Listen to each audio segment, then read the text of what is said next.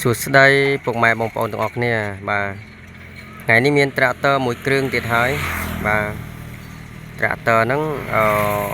M60 022ម្ចាស់ចង់ដាក់លក់វិញណាបងបាទត្រាក់ទ័រហ្នឹងគឺម្ចាស់គឺប្រើផ្ទាល់បាទដែលមានជួលតកងជួលអ្នកដតីគេមកកាន់ទេបាទ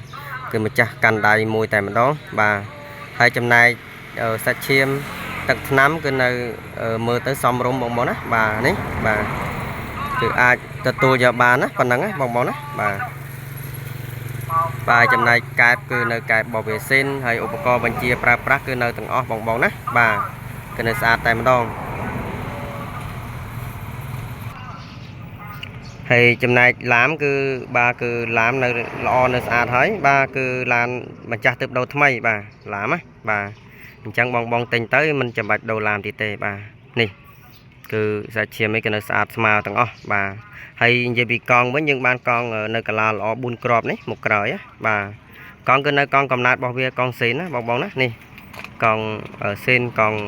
អូតានីគឺនៅទាំងអស់បាទគឺអត់មានដូរទេកង់បាទហើយឌីសកេះអីគឺនៅម៉ាស៊ីននេះនៅមិនតាន់ដោះតាន់រើទេបងណាបាទនេះស្អាតបាទហើយឧបករណ៍នេះគឺមានបាទអង្គផាល7បងណាបាទអង្គមានអង្គផាល7បាទនេះបងណាបាទអង្គស្អាតស្លឹកផាលនៅប្រហែលជា 80% បាទ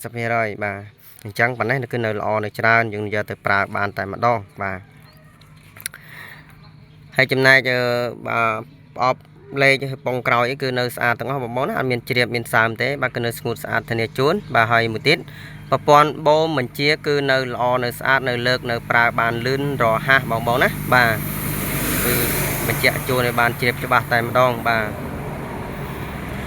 ហើយនេះចំណែកផ្ទៃខាងក្រោយបងណាផ្ទៃខាងក្រោយបាទគឺនៅសភាពប៉ុណ្ណេះបងណាបាទគឺនៅស្អាតបាទក៏របស់វាគឺនៅគ្រប់ទាំងអស់បាទ